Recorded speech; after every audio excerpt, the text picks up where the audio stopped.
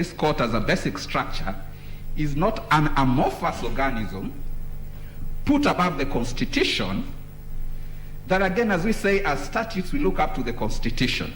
Does the Constitution look up to another document that is amorphous, known as the basic structures? In fact, the judges in this court seem to suggest that what they would consider to be the basic structure of a constitution is actually the A to J in 255(1). And they say they can be amended as long as there is a referendum. That's what they say. And they say that specifically and expressly in the places that I've said. Your Lordship, when you retire, look at Kivuit well. Finally, when you're talking of the rules of if you want to amend, because the court made a finding that if you want to amend through a referendum, it is unconstitutional because their laws for referendum are not enacted. You also see chapter 16 of the Constitution, which talks about amendment, is one of the unique chapters that are not covered in Schedule 5 to be having what I would call constitutional dictates on legislative framework. The 5th schedule has listed very specifically the articles that must be enacted by the dictates of the Constitution: Environment and Land Act, Employment Labor Relations Court, National Land Commission. The one for legislation for the framework for referendum is not one of them, as Iabc submitted. However, it is provided for in section 49 of the Election Act. Your Lordships, 4 seconds back to you. Thank you for your time. Thank you, Mr. Gilbert.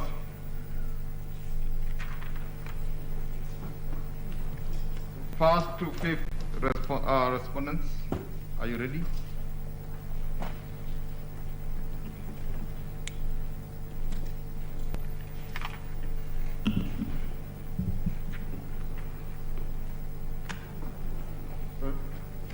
Yes. Now, good morning, my Lord. My name is Mubomi Liankolu. Good morning. For the 76th respondent, there is a small housekeeping matter. Sorry, Mr. Tiankolu, you are for? The 76th respondent. You are the one who is beginning the... No, my Lord, but I have the permission of the President of the Law Society to raise a small issue that is of concern for all the respondents. Yes.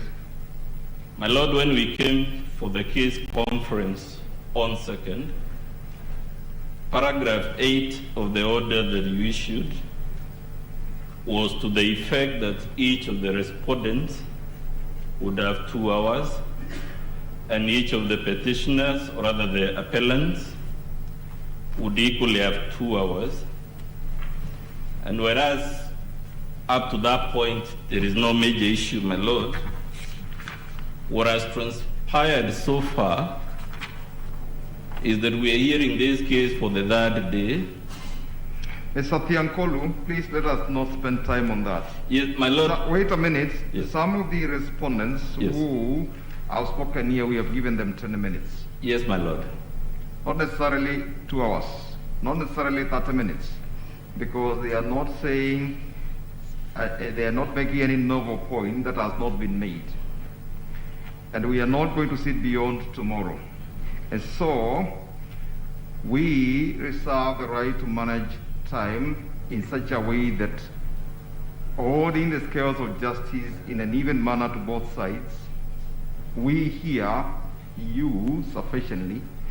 The sooner we start with the case, the better, so that if you are the one on the floor, if it is Mr. Harvey for the first, the 5th respondents, take your 2 hours, and then we'll determine what time to allocate to whoever comes after you, irrespective of what direction number 8 said, because in the last sentence we say that however the court shall be at liberty to limit the time allocated to avoid repetition. We knew that there were almost 81 respondents. But at the time, there were not more than 5 or so who had made submissions. Why? Because the other parties, the other respondents, we assumed, took the position that they were going either to support or, they were taking more or less the same position as the one taken by either the appellants or the respondents. So, let us now go to the substance of the appeal. My Lord, I beg you, grant me just 1 minute to make my point. We are not questioning the authority of the court to manage the time. What we are questioning is the evenness of how the time has played out in court, notwithstanding the directions. And the point we are making is, we scheduled 4 days for hearing this case. We, on the third day, part of it is still being spent hearing the appellant's case. Tomorrow we have scheduled some time to hear another appeal, which is also part of the appellant's case. It would follow, my Lord, clearly if we go that route, it would mean out of the 4 days we have scheduled, about 75% of that time, of the oral airtime in court, will have been spent by the appellant. Remembering also, the appellant still have another right of reply according to your directions. And it is in that context, my Lord, we are very humbly suggesting that even as we acknowledge the court must manage the time, we would very humbly plead with you, if they have spent, say, a cumulative of 20 hours, then give us, all of us, combined an equal amount of time, remembering they have even an extra time, because if we don't do that, my Lord, as we say, it cannot be said, at least not fairly, that we had an equal opportunity between the two sides to ventilate our respective cases. So all I'm saying, my Lord, I know we agreed we'll finish this case, but for me I would suggest, if only for equality of arms, even if it means my Lord gives another extra day, we know the system has suffered because we have pulled all our judicial resources to handle this matter. But my Lord, I'll remind you what we suggested on 2nd. This is the most important case of our lifetime. If we spend another 2 or even 3 extra days, fine, the backlog will still increase, but it will be time spent in a worthwhile manner. Otherwise, my Lord, if we proceed the way we are proceeding, our concern, and I'm speaking on behalf of all the respondents, is that when you accumulate the total time the appellants and their supporters have had, our time will be way, way shorter, and it's clearly not fair.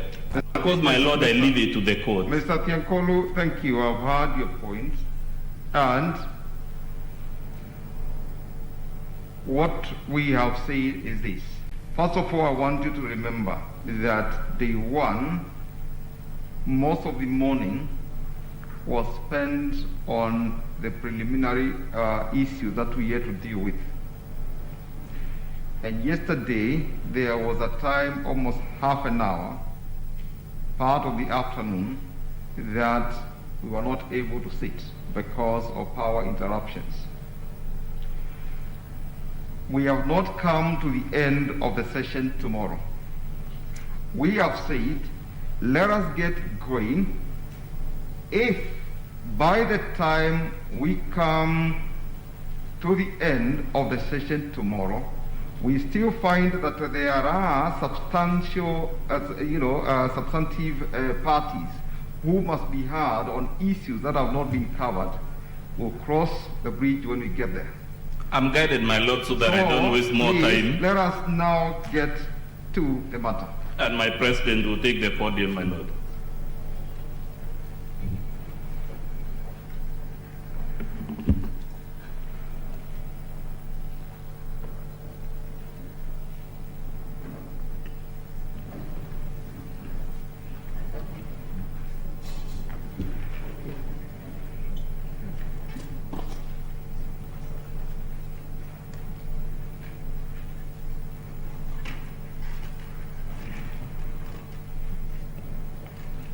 My Lord, the President of the Court of Appeal, my ladies and my lords, My name is Nelson Harvey. I appear together with Esther Angawa for the first to fifth respondents in the consolidated 4 appeals. And the respondents are Dr. David Ndii, Jerotich Sei, James Gondi, Wanjiru Gikonyo, and Ikal Angele. On 27th of August 2010, the people of Kenya promulgated a constitution. It was a perfect charter that defined the system of government. It created a pure presidential system with one executive, unitary.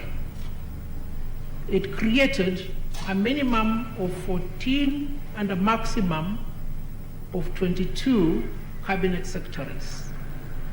It created a parliament of 290 constituencies in the National Assembly. It also created a judiciary that was independent and accountable. There are those who have found fault in that constitution.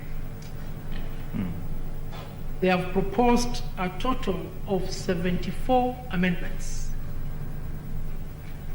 Within the stroke of the pen, which proposal dwarfs a total of 38 amendments effected on the Independence Constitution from 1963 to 1991. Our submissions are structured as follows. I will address the judicial authority over political actions and decisions, the legal underpinning for the basic structure, eternity, and amendable clauses doctrines, amendment and dismemberment, constituent power, popular initiative and constituent power, the President and constituent power, the effect of the Constitutional Amendment Bill 2020 on the basic structure. My colleague Esther Ngawa will address quorum of the Iabc, the role of Iabc in verification of signatures of supporters of a popular initiative, voter registration, public participation, referendum questions, and referendum law. The question on the basic structure was determined at paragraph 469 Sorry, of the judgment. Mr. Harvey, are you comfortable there or you'd want to use the podium? I'm comfortable here because I want to have maximum use of my Okay, voice. Yes. thank you. Thank you, my Lord. My Lord and my ladies, it was the finding of the High Court that the basic structure, eternity clauses, and unamendable clauses is applicable in Kenya. To that extent, the High Court defined what the basic structure is. It stated that the basic structure is the constitutional core edifice or its essential features. The court further indicated that these two doctrines are identifiable from an examination of the history and the text of the Constitution itself. The court proceeded to say, and this we'll find at page 176 or paragraph 473 of the judgment, and I may quote, "To be sure, there is no clause in the Constitution that explicitly makes any article in the Constitution unamendable." So the doctrines are explicit. Sorry, they are implicit, they're not explicit. The court proceeded to indicate that insofar as the basic structure is concerned, an alteration is permissible, but only through the exercise of the constituent power. And the exercise of the constituent power was premised upon 4 sequential steps: civic education, public participation, debate, and a referendum as the ultimate process.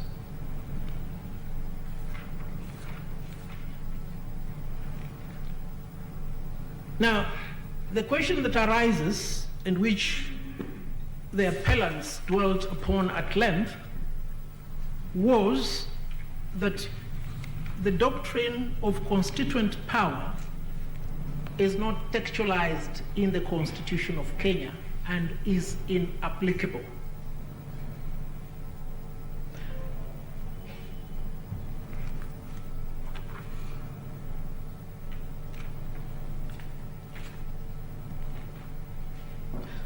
May I take the court to the decision upon which this doctrine is domiciled in Kenya's jurisprudence, and this is the case of Njoya and 5 others versus the Attorney General.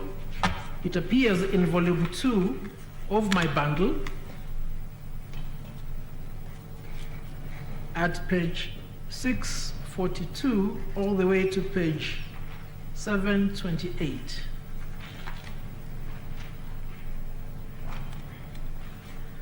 And you will find at page 677, the anchoring of the constituent power. And this is what Justice Aaron Ringera said about the constituent power at page 677. Indeed, it is not expressly textualized by the Constitution, and of course, it need not be.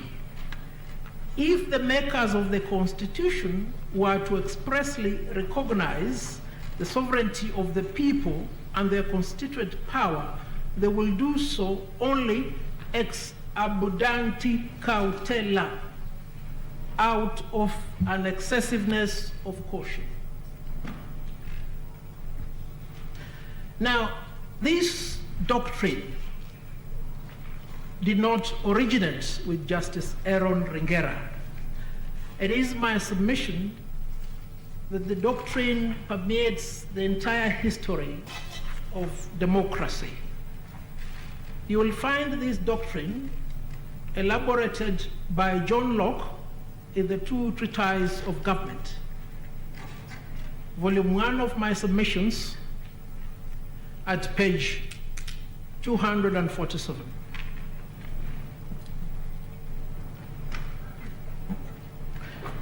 This is how Locke defines constituent power. He defines constituent power as the power to form government. He proceeds to say constituent power connotes the subordination of the power of the Commonwealth. And the Commonwealth here refers to the civitas, civil government. Baron de Montesquieu, writing about the spirit of the laws, which you'll find at volume 1, in particular at page 318, identifies that constituent power.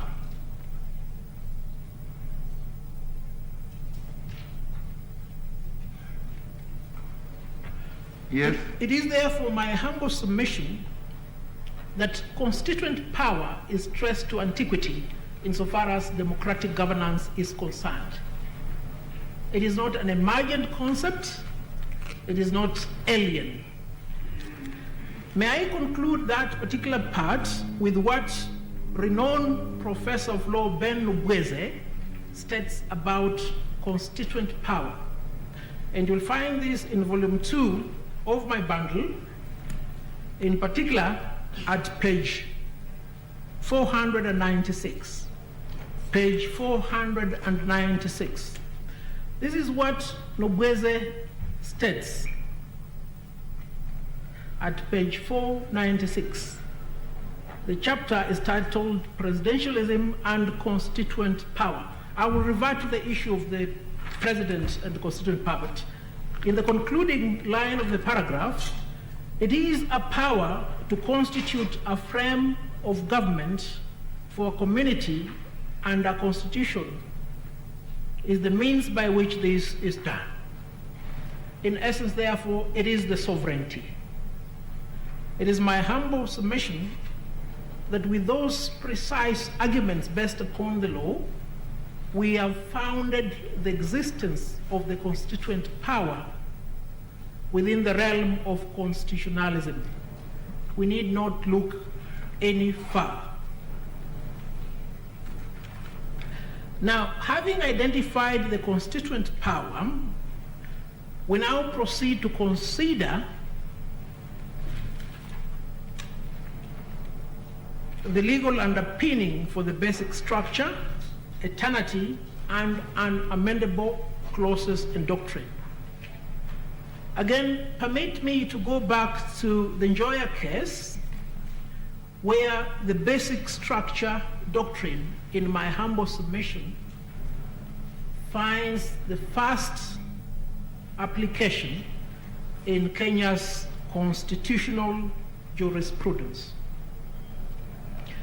And this is what Justice Aaron Ringera said at page 688. Page 688. I've highlighted it.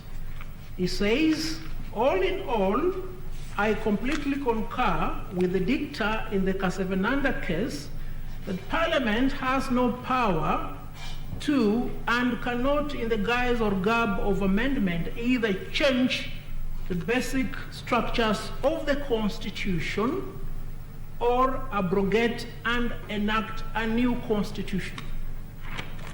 What was the context in this matter?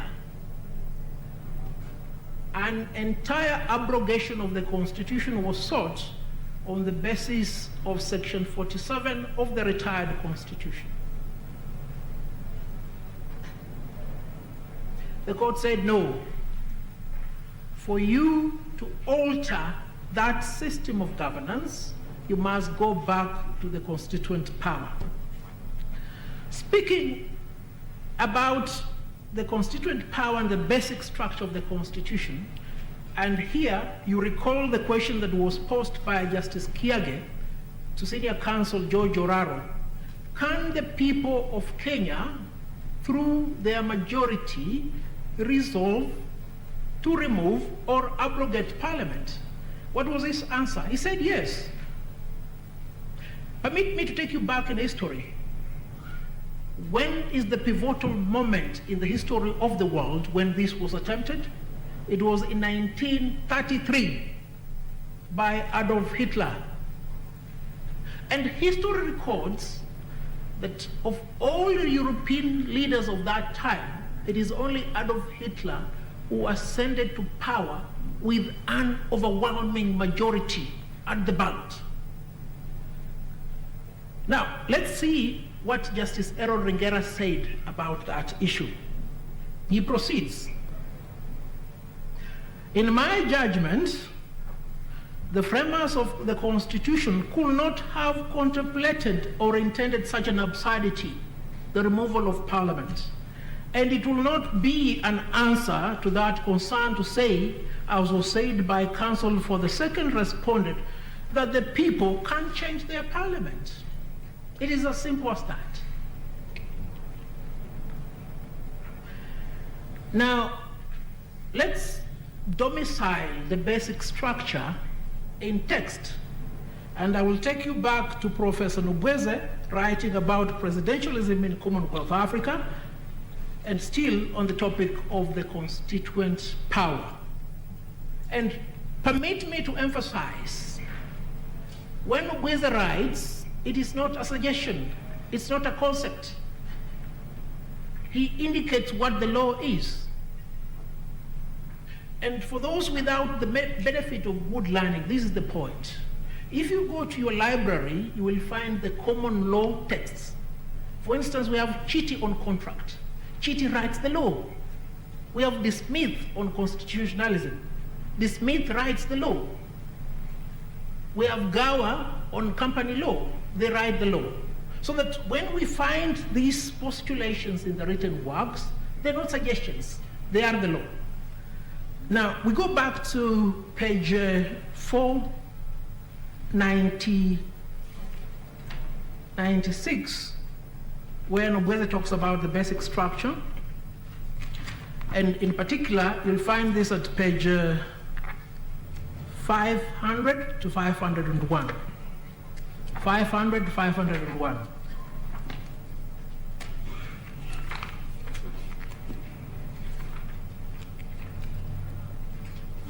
If I may go there pretty fast.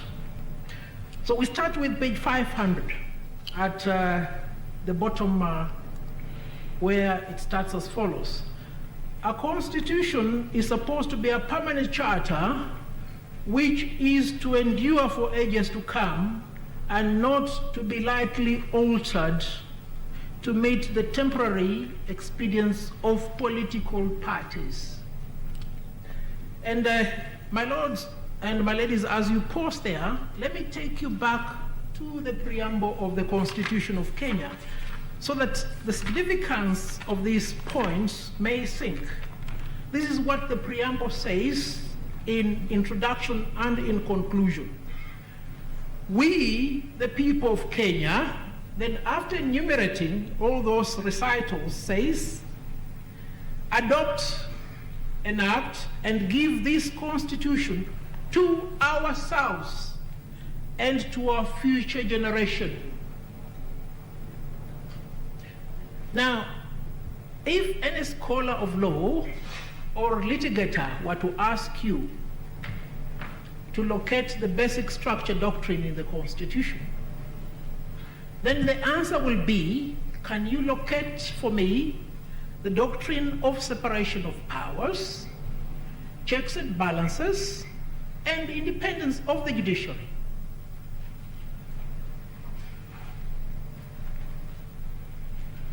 Now, we go on and see how Professor Nobweze has applied this basic structure to the Kenyan situation. And you will find this at page 526 of volume 2. 526, my lords and my ladies, 526.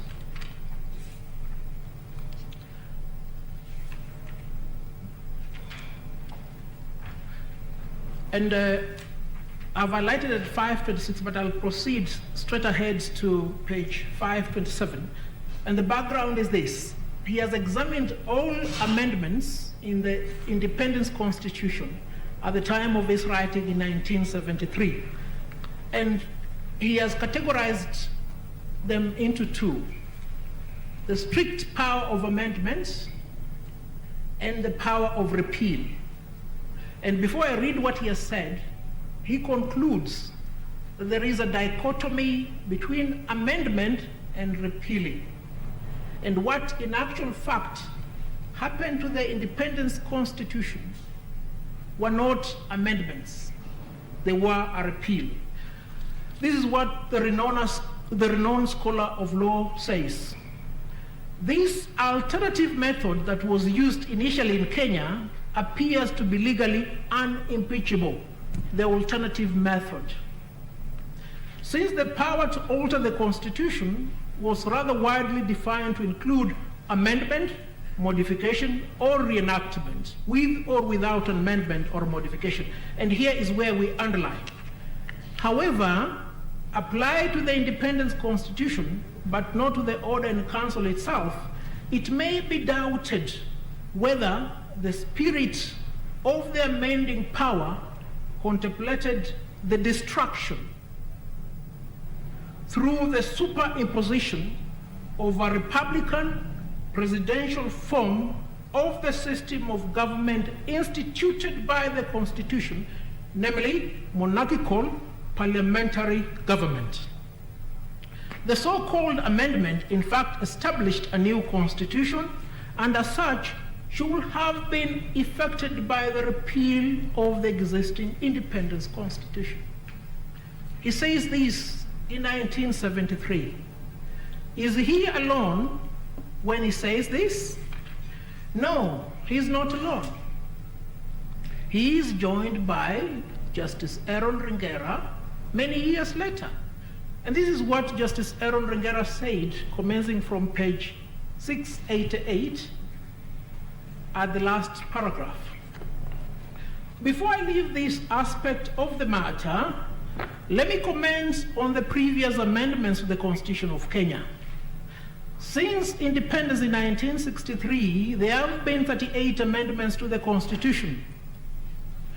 The most significant involve a change from dominion to republic status. The dominion was this: there was a governor general, and then there was a prime minister. There was the lower house and the upper house.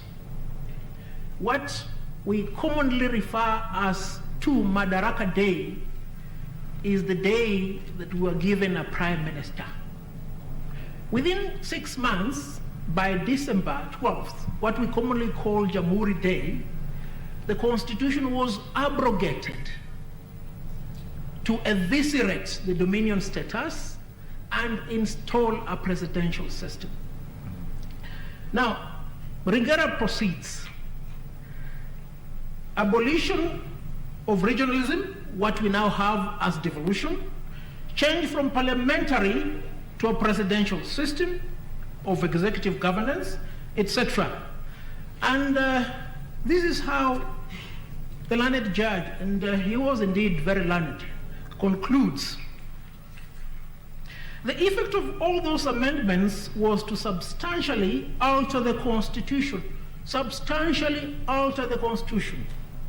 Some of them could not be described as anything other than an alteration of the basic structure or features of the Constitution. And they all passed without challenge in courts.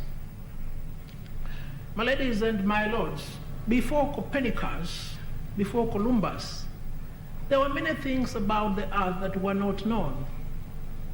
They are now known. The fact that we did not know something 10 years ago did not mean that we were foolish then.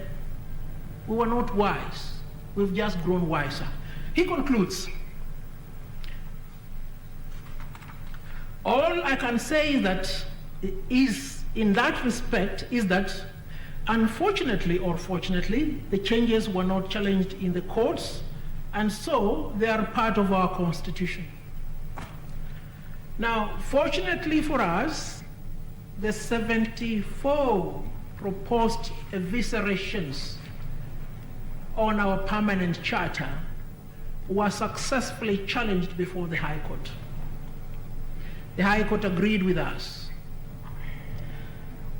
It is my humble request that you uphold the finding of the High Court on that issue.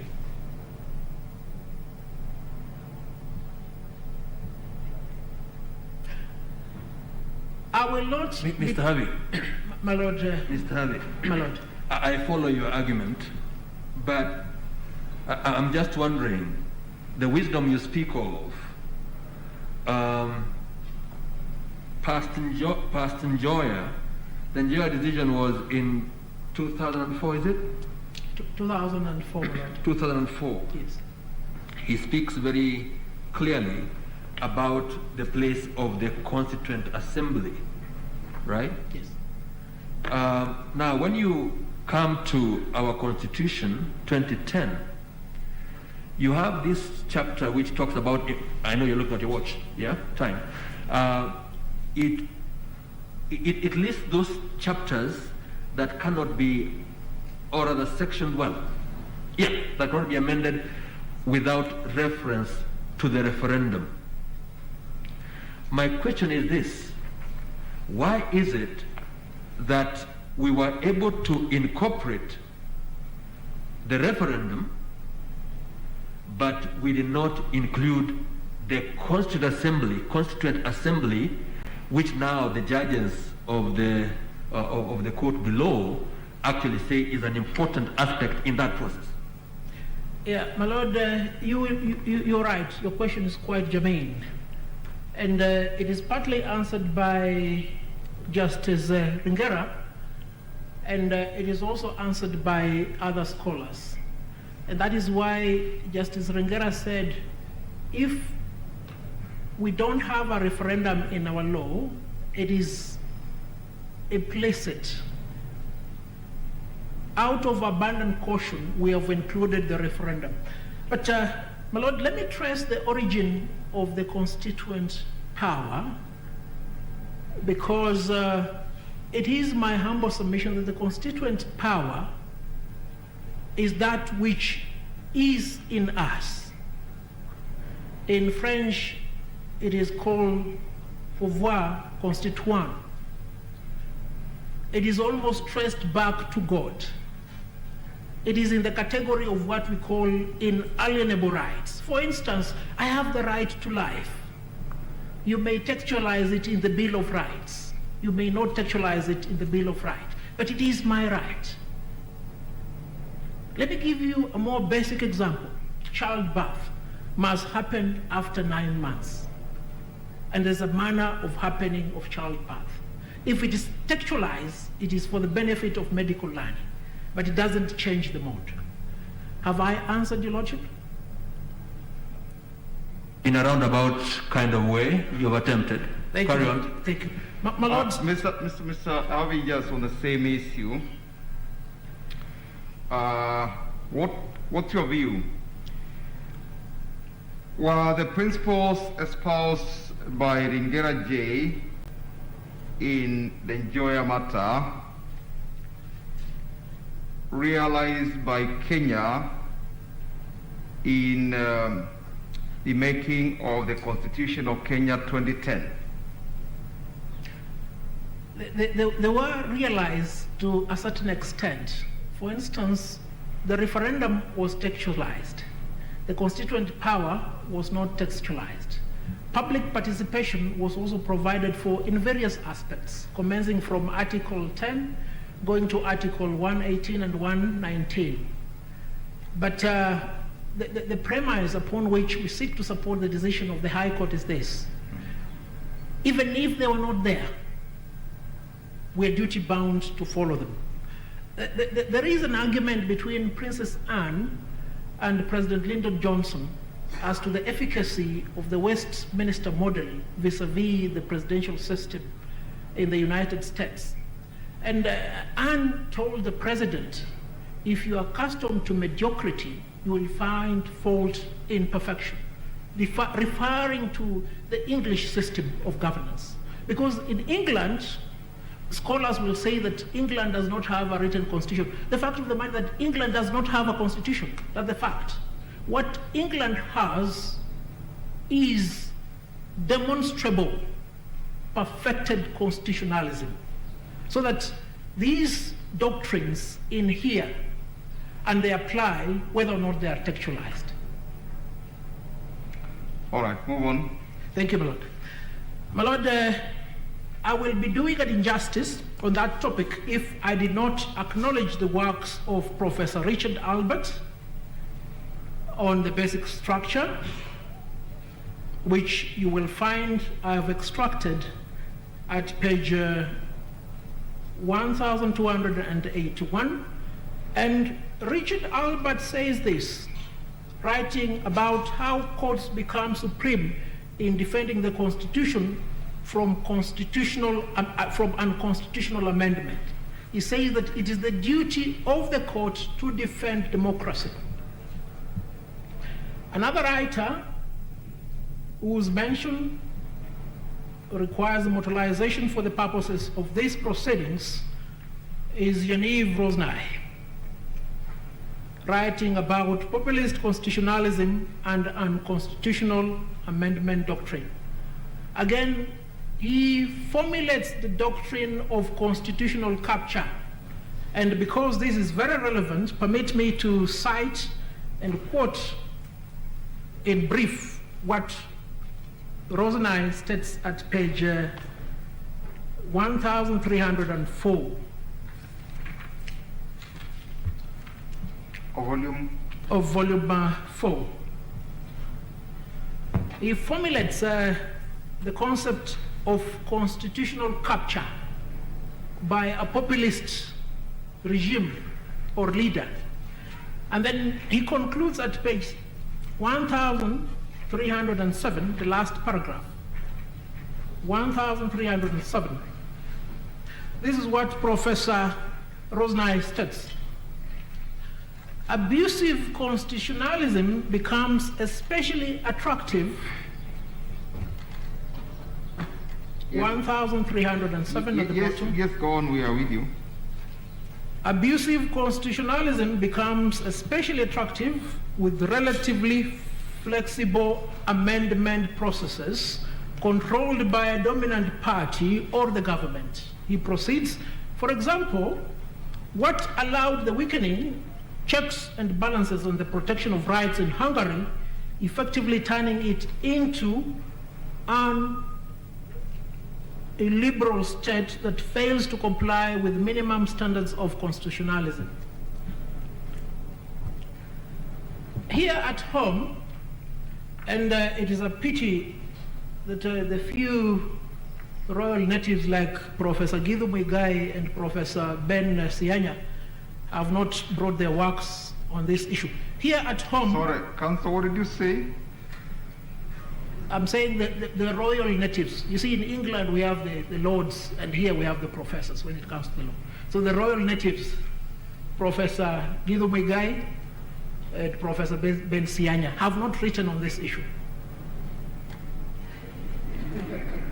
But one royal native has written on this issue. His name is Professor John Mutaha Kangu. Mutaha Kangu.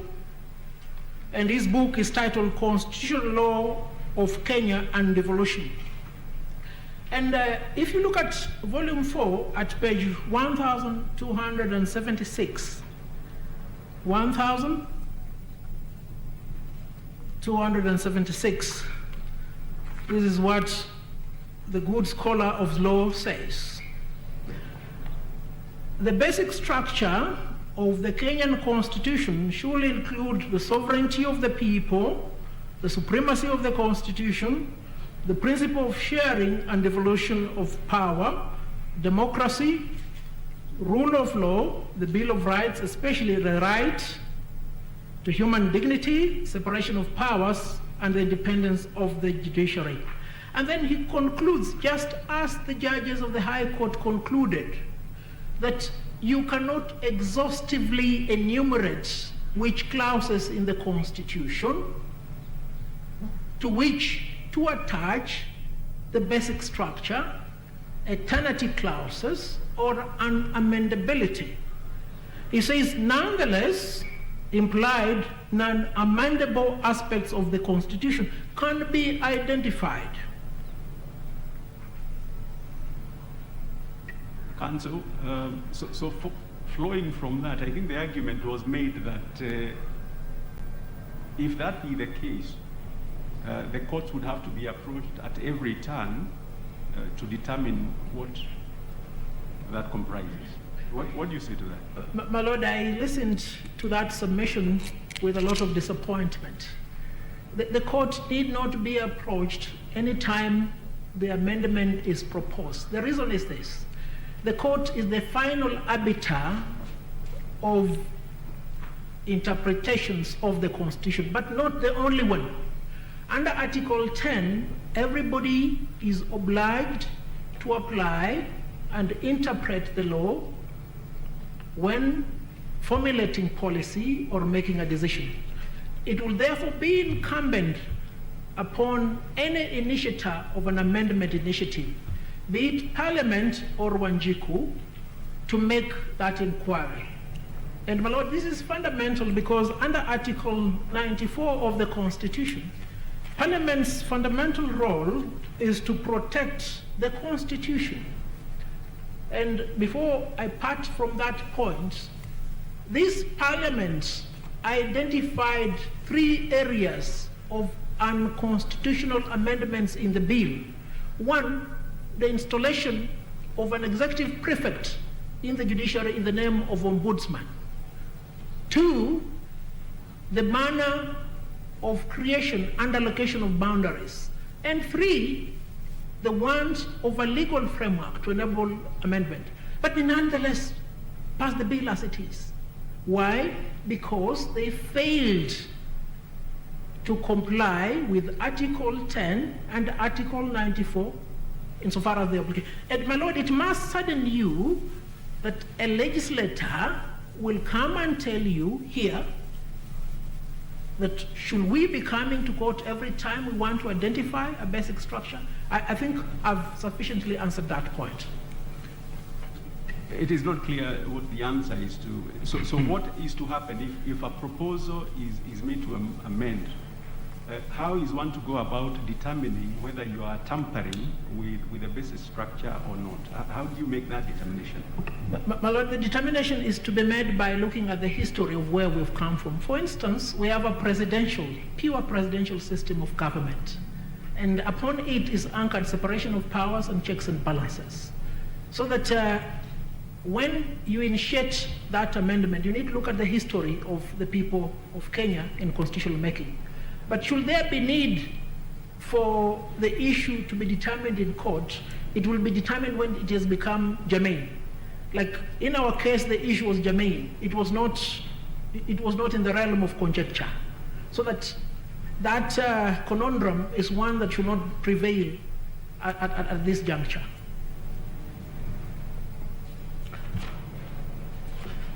And because I want to leave my colleague with a clear 1 hour, let me quickly deal with the popular initiative and constituent power. Now, I will take you to volume 1 of my list and bundle, volume 1. And here we are again referring to a scholar, a professor of law, Professor Albert Stern, Methods of State Constitutional Reform. And you will find the operative article at page 343. 343. And I rely upon this decision, page 343, it's a written text, to indicate that popular initiative is not peculiar to Kenya. There is a colleague of mine who submitted that we are the only ones who have domiciled this doctrine.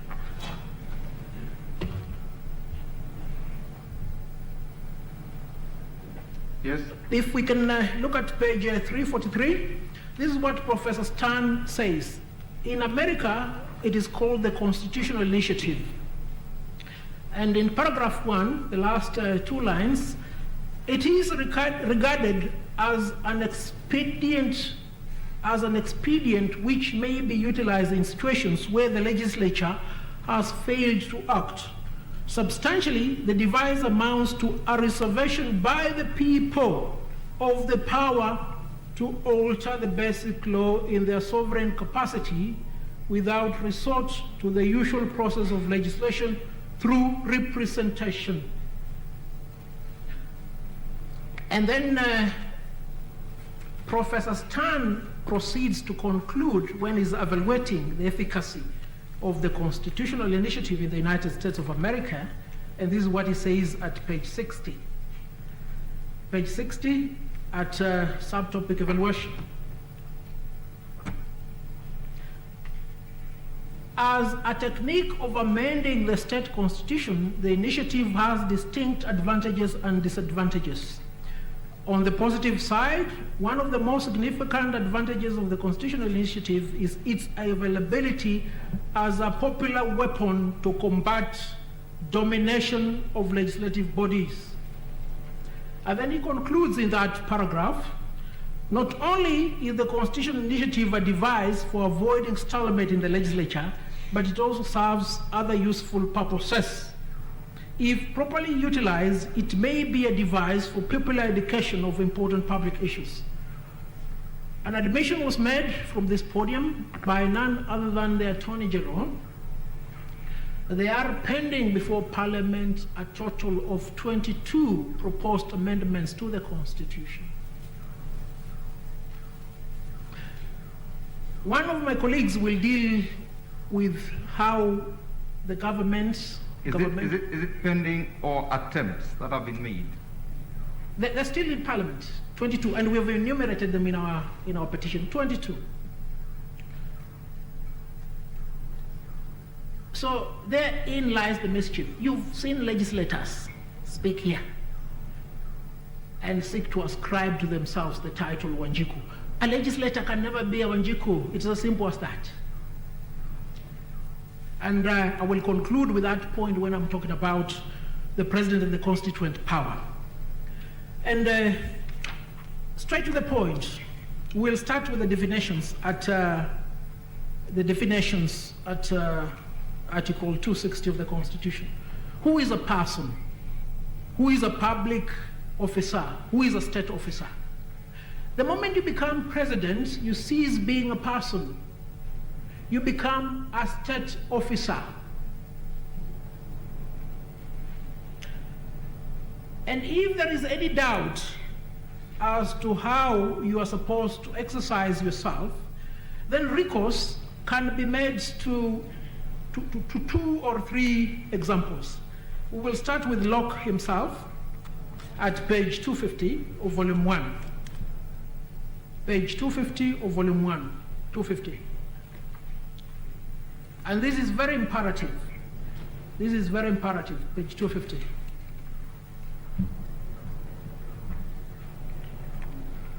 And I don't want to read the entire treatise, but if you look at, starting from paragraph 151 at the bottom, this is what Locke concludes about a state officer, the monarch, the executive, who ceases holding his office, a hallowed office.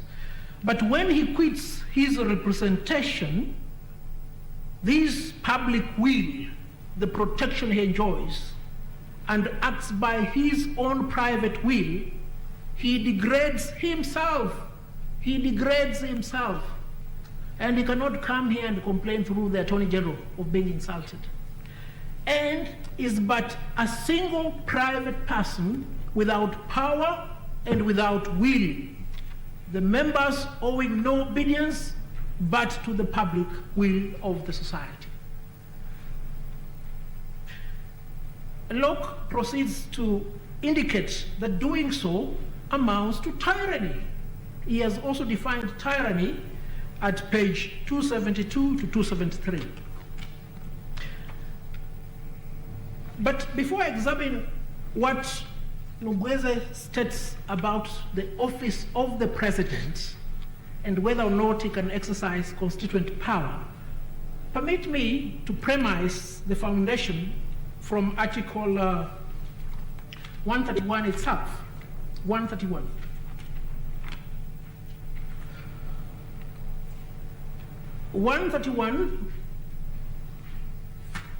Sub-Article 2, A and B. The President shall respect, uphold, and safeguard this Constitution.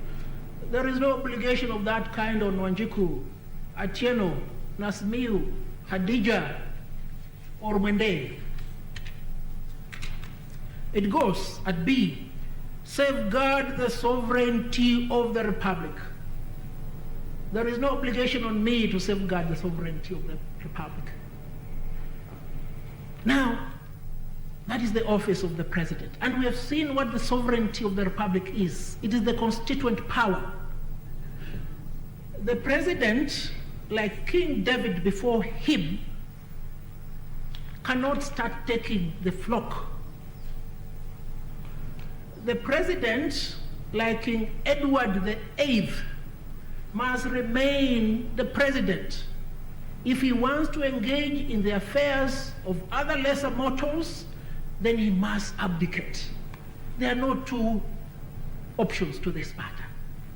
And to contextualize that quickly, we see what Professor Ben Nugweze says at page 462 of volume 2. 462 of volume 2.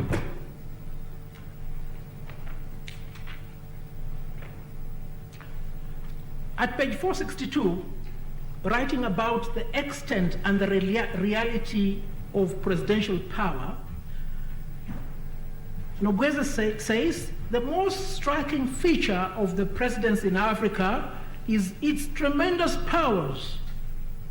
Its formal powers exceed those of its American prototype, not in nature, but in extent.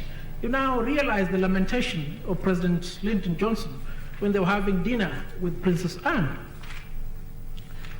And as he closes, this is what he says at page 483. The splendor that is of the president, page 483, last paragraph. The splendor is indeed part of the social preeminence of African presidents, the splendor. Personifying the state, writes Arthur Lewis, they dress themselves up in uniforms, build themselves palaces, bring all other traffic to a standstill when they drive, hold fancy parades, and generally demand to be treated like Egyptian pharaohs.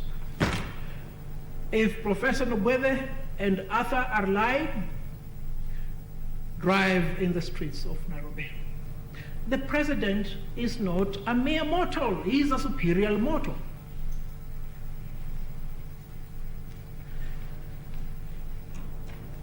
Now, let me conclude with the effect of the Constitutional Amendment Bill on the basic structure, eternity, and unamendable clauses doctrines. Sorry, before you leave that, Mr. Harvey, so your submission, following from what you have said, My Lord. would therefore be that Articles 27, 38, among others, Yes. cannot apply to the president? The president cannot be party to a popular initiative. No. I'm talking about Article 27, Article 38, among others. My Lord, let me just go there. My Lord, they do not apply to the president. And I'll just give you one illustration. Let's look at Article 37. The right to assemble. No, I'm talking about 27 and 38, among others. Can they apply to the president? No, they don't apply to the president. All right. And the reason is simple, and it's in Article 37. Every person has the right, peacefully and unarmed, to assemble, to demonstrate. Imagine the president demonstrating or picketing. Supposing, Harvey, My Lord. supposing the president is president on an independent, as an independent, I think that picture was presented here, and he has a parliament which is running rogue. Can he not make an appeal directly to the people, go to the people who elected him and demonstrate in the streets of Nairobi against that parliament? A story is told today, I think it was told today by retired Justice Quach or Dr. John Khamenei, that when there was a threat of toppling President Jomo Kenyatta's government, one Chief Justice joined the crowds to demonstrate in the streets of Nairobi, and it was ridiculous.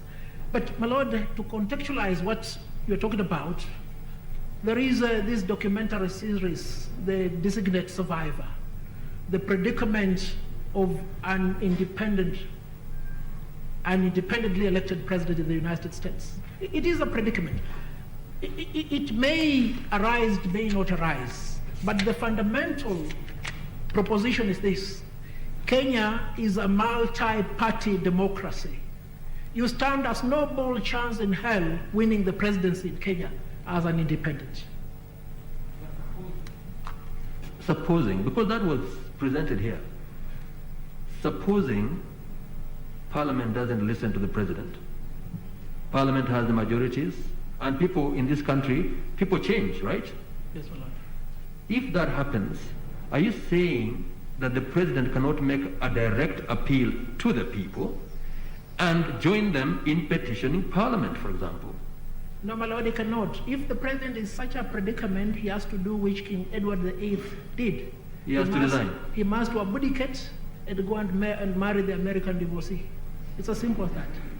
So what is the place of Article 1, Sub-Article 2 of the Constitution? Can Wanjiku speak through a state officer, even the president? Can Wanjiku present a request to a state officer and say that this is my petition, this is my request, can you consider it and act on it? But Lord, there is a reason why I refer to Professor Stan to create the conceptual framework of what in America is called the Constitutional Initiative. Yes, and link it kindly to Article 1, Sub-Article 2, so that we make an informed decision regarding the question of sovereignty and the people exercising their power either directly or through their democratically elected representatives. Thank you. Well, Lord, I agree. The question is quite appropriate. Under Sub-Article 2, the people can act through those two fora, directly or indirectly. When they do so indirectly, they do so through their representatives. When they do so directly, they do so in exercise of their constituent power. When all those other avenues, as Professor Stan says, have failed to yield results. But my Lord, because the... Only when they have failed to yield results? Yes. Okay. And my Lord, perhaps now that you've asked that question, the answer that was given by Professor Nobweze may be apt here at page 496. Page 496 of volume 2. Yeah, he says, recalling again that the president under the presidential system in Commonwealth Africa is the organ that coordinates and therefore dominates the executive and legislative process of government, in particular, that it is he who, as executive, has and controls the legislative initiative. We ask the question whether his power in this behalf includes or should include constituent power. And when you progress with that chapter, Nobweze concludes affirmatively that the president can never exercise constituent power. And I may take you even further. Justice Wolfgang,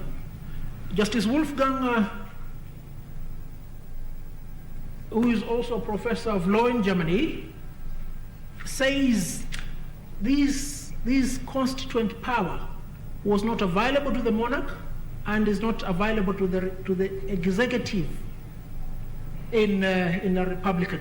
No wonder, therefore, Germany had to entrench certain clauses because they couldn't entertain a repeat of what happened in 1933. Now, my lords and my lady, if you permit me to use these 13 minutes. Yes, you can move on. I want to interrogate the effects of the BBI bill on the basic structure. This is what the BBI bill has done: to destroy, to dismember, to eviscerate the basic structure of the Kenyan system. It has created an impure hybrid presidential and parliamentary system. And remember, Nobweze spoke about it concerning the change from dominion status to republic. This bill has domiciled the cabinet in the legislature, effectively obfuscating the functions of the executive and of the legislature. They may tell you we can't see separation of powers in the Constitution, but it's there. There is no separation of powers in what is intended. Thirdly, it has sought to interfere with the independence of the judiciary by installing an executive prefect in the name of Obczynski, aka Ombudsman, to perform functions allocated by the people of Kenya to the Judicial Service Commission. Parliament itself acknowledged this fault.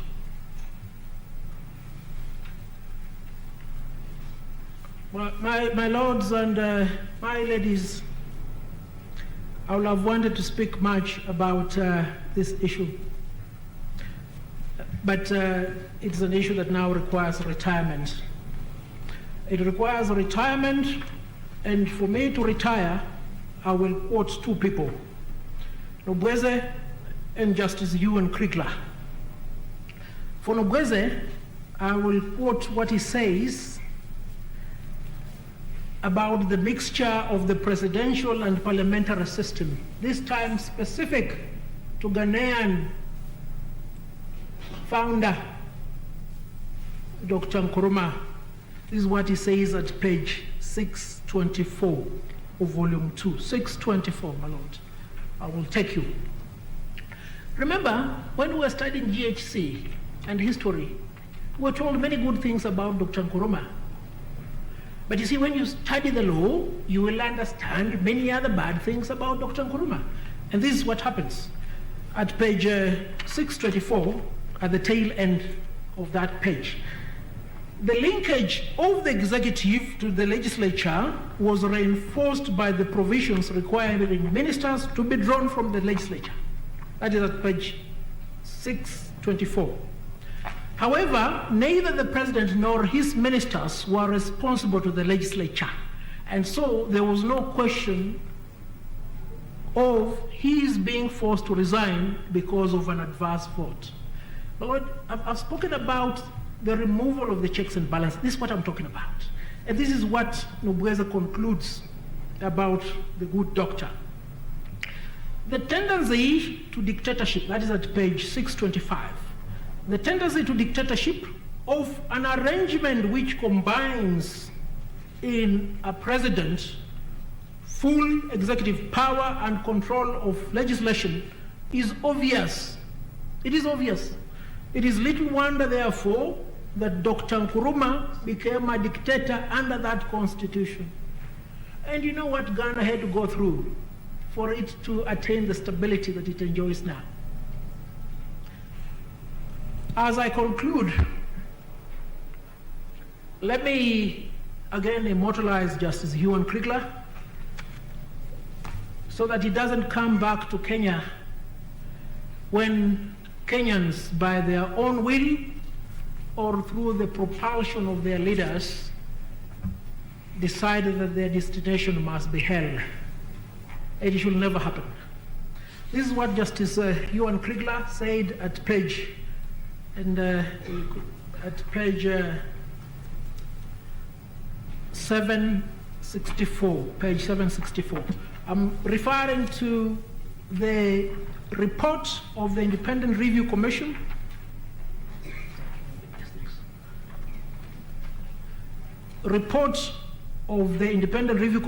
on the general election held in Kenya. This is what the good judge said. What volume are you at? That is volume 3. Volume 3? Volume 3. Right. Page 764. Yes, move on. The last two paragraphs. In order to start trying to prevent a recurrence of the tragic aftermath of the 2007 general elections, and this is where you underline, Kenyans, from president to peasant, will have to do an agonizing stock take of where their country stands. An agonizing stock take. From president to peasant, the pharaonic president who makes traffic stand, to the peasant, the holder, the bearer of the constituent power, pouvoir constituant. They will have to show their commitment to the rule of law and its equal applicability to all citizens, irrespective of economic, social, and political or any other belief. No, the solution does not merely lie in constitutional and legislative changes. The culture of impunity in Kenya needs a fix too.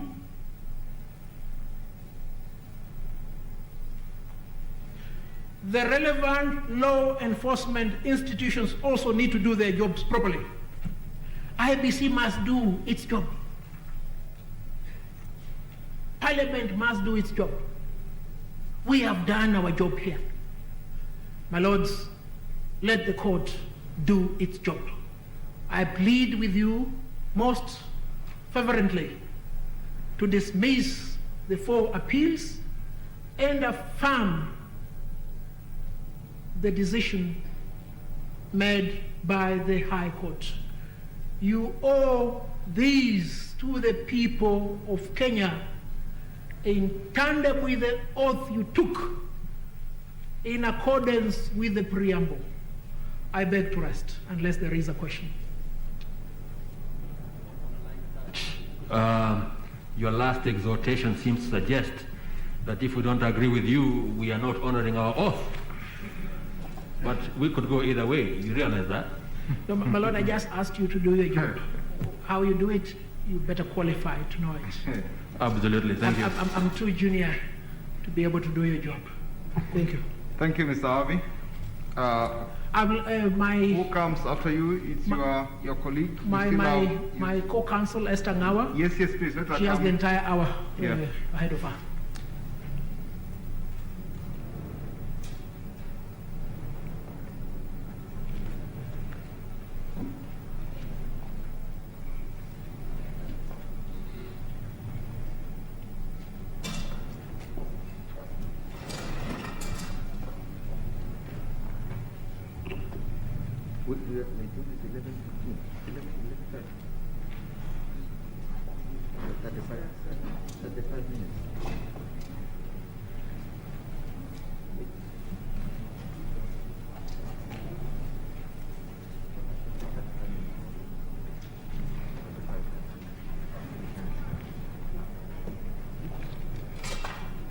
Mr. Ngawa, please.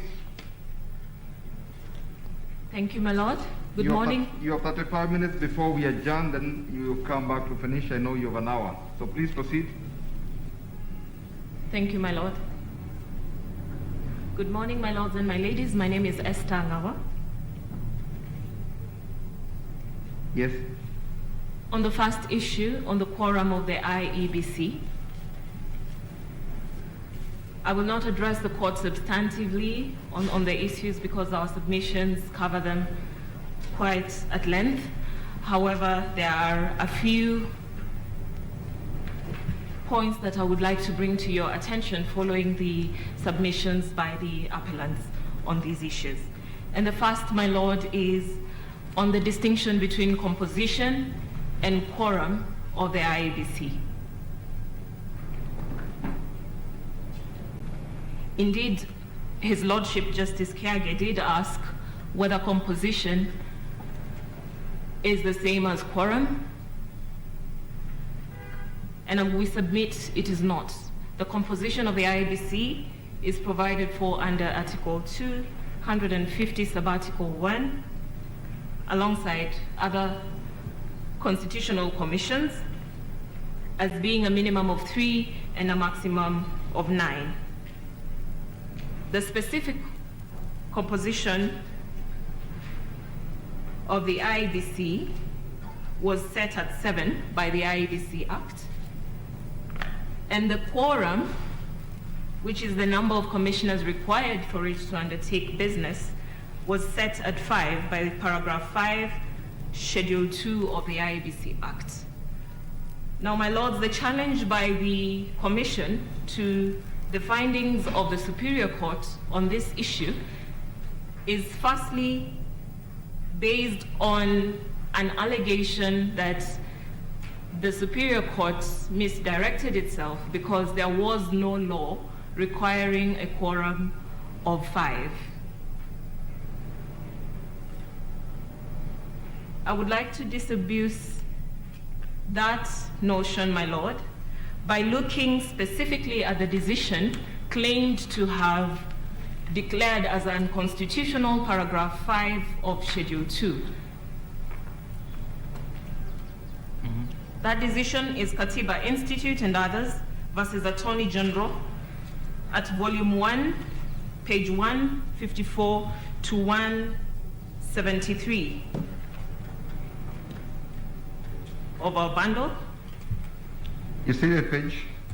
Page 154 to 173. That's the entirety of the decision. Right. But I would like, my lords, if you could go with me to page 165. 165 of volume 1.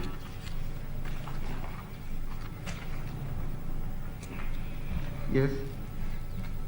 And this is what the court says at paragraph 73 of that decision. The court says, prior to the impugned amendment, and this amendment, my lord, is the amendment introduced by the Elections Laws Amendment Act of 2017, which sought to reduce the quorum from 5 to 3. Prior to the impugned amendment, paragraph 5 of the second schedule to the Act provided that the quorum was 5, stating the quorum for the conduct of the business at a meeting of the Commission shall be at least 5 members of the Commission. After the amendment, the paragraph now provides that the quorum of the conduct of business at a meeting of the Commission shall be at least half of the existing members of the Commission, provided that the quorum shall not be less than 3. Going down to paragraph 77 of that decision, this is what Justice Chacha Mwita said.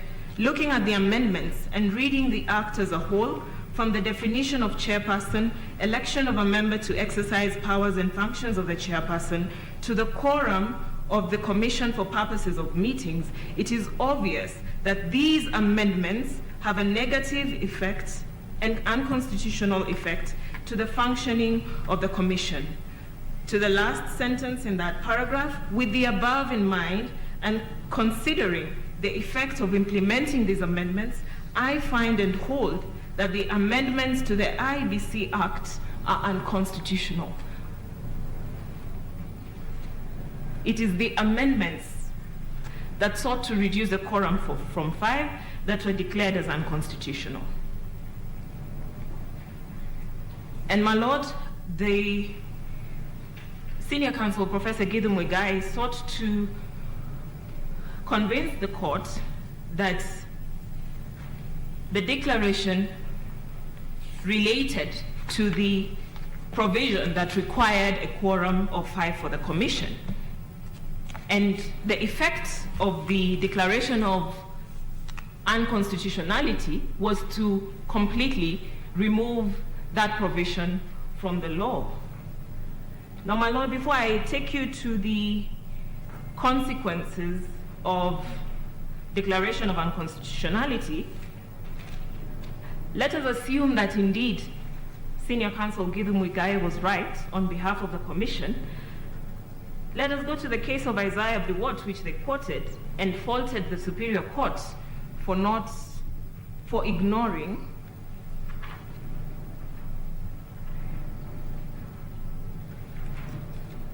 For clarity, Katiba Institute was decided by Chacha Mwita on 6th of April 2018.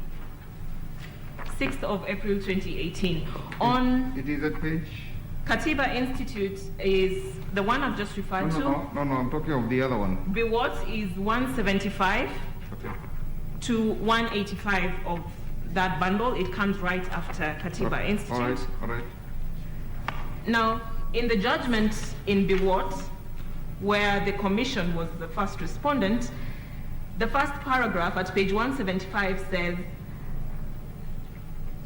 that, sorry, not the first paragraph, this is page 176, paragraph 2, it says the petitioner's case, which is supported by his affidavit sworn on 6th June 2018, 6th June 2018, after the decision of Justice Chacha Mwita on 6th April 2018. In Isaiah B. Watts, the IEBC does not take the position that paragraph 5 of Schedule 2 is not law.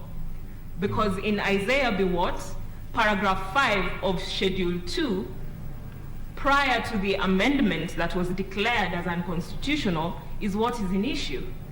And my lord, if you go to page 181, if you go to paragraph 31 of the judgment in Isaiah B. Watts, where the court is interrogating that issue, the court asks, is paragraph 5 of the second schedule of the IEBC Act unconstitutional for offending Article 251 and Article 248(2)(c) of the Constitution? The said paragraph provides that the quorum for the conduct of business at a meeting of the Commission shall be at least 5 members of the Commission. Finally, the court decides that the issue before it, which was to declare that the composition of the IEBC was unconstitutional and to find that the IEBC could not conduct upcoming by-elections, could not stand because by-elections did not require any decisions to be made by the Commission of a policy nature. My lord, the court, as rightly pointed out by, I believe, Justice Tuyot, was that that was not an issue here. The quorum of IEBC was not an issue in Isaiah B. Watts. But what is key, my lord, is that what did the judge say? Did the judge pronounce herself on the issue of constitutionality? The judge did speak to the issue of constitutionality. At which? Of the composition of the commission.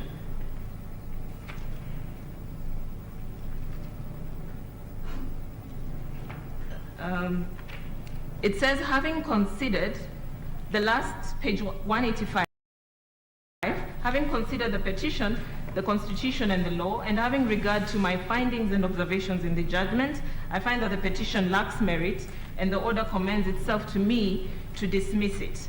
When considering, in determining the constitutionality of the impugned provisions, the court says at paragraph 32, in determining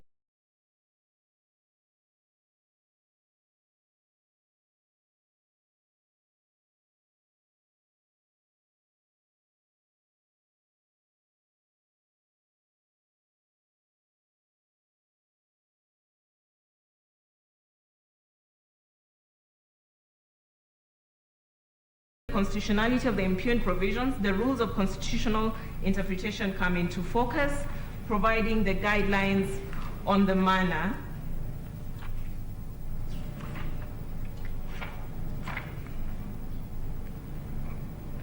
at paragraph 44 on page 184, this is what the court says. Having regard to the above decision, I do not find any inconsistency between the provision in paragraph 5 of the second schedule of the IEBC Act and Article 251 of the Constitution.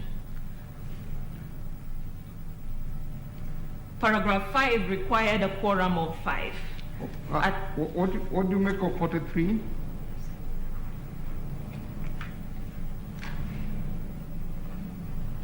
Paragraph 43.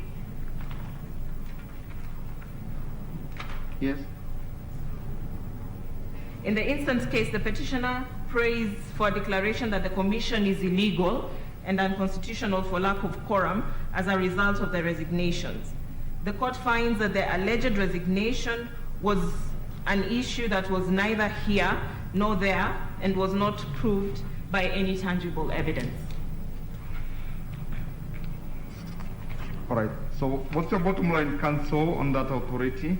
My bottom line is this, my lord, that the commission cannot say that that provision requiring a quorum of 5 does not exist today because of a declaration of unconstitutionality made by Justice Chacha Mwita on 6th of April 2018, when in fact the effect of that declaration was to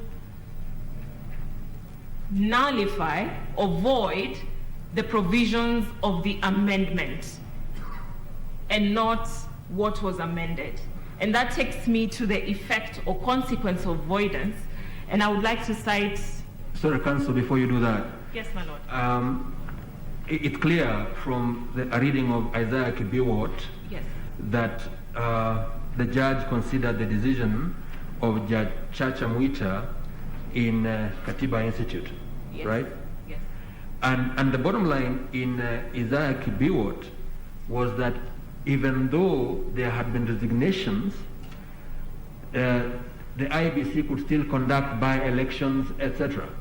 Indeed, my lord, and I do not have an issue with that. And all right. The reason... That's fine, that's fine. So my question is, if IEBC, through no fault of its own, has 3 commissioners, and the court has held without appeal that they can conduct business of by-elections, why can they not conduct the business of verifying signatures? For this reason, my lord, the comfort that the judge had in allowing the commission to conduct business of by-elections was specifically because by-elections, and she said so in her judgment, by-elections are not a matter that the IEBC has to make, requires decisions of the commission on. They are regulated by legislation. In this case, and it was conceded before my lords and my ladies, that there is no legislation governing the collection, verification, and presentation of signatures for a popular initiative. So that comfort that the judge had in allowing the by-elections, the IEBC to conduct the by-elections, was based on the presence of legislation governing that. But in this case, there is none, and that is an issue that has been conceded before this court. Counsel, do I understand you to submit that the formulation of the administrative guidelines that eventually were used or was used to verify is a question of policy? Indeed, my lord. I will therefore, because I feel like the bench is on the same page with me, I will not take too much of your time. I will just lead you to Professor Cooley Thomas, his treatise on the constitutional limitations which rest upon the legislative power of the states of the American Union. And this is at volume 1 from pages 2 to 36. And I will just request, my lords, that you look at the consequence of declaration of unconstitutionality at page 36. And this is what it says. And what is true of an act void in toto is true also as to any part of an act which is found to be unconstitutional, and which consequently is to be regarded as having never at any time been possessed of any legal force. Sorry, that is page 36 of volume 1. Thank you. And I believe, my lord, that is why the judge and the parties were still adjudicating the quorum at 5 in Iabc long after the amendments had been declared unconstitutional by Judge Mwita. I'll proceed, my lord, to the role of the IEBC in verification of signatures of supporters of a popular initiative, and paragraphs 710 to 763 of the judgment deal with this, includes the findings and the declarations 11, 12, and 17. Counsel, can I request that you start on that? You have 15 more minutes to go. At this juncture, we take a 20 minutes break. You come and start on that issue. Absolutely, my lord, I'm obliged. Precisely after 20 minutes. Much obliged.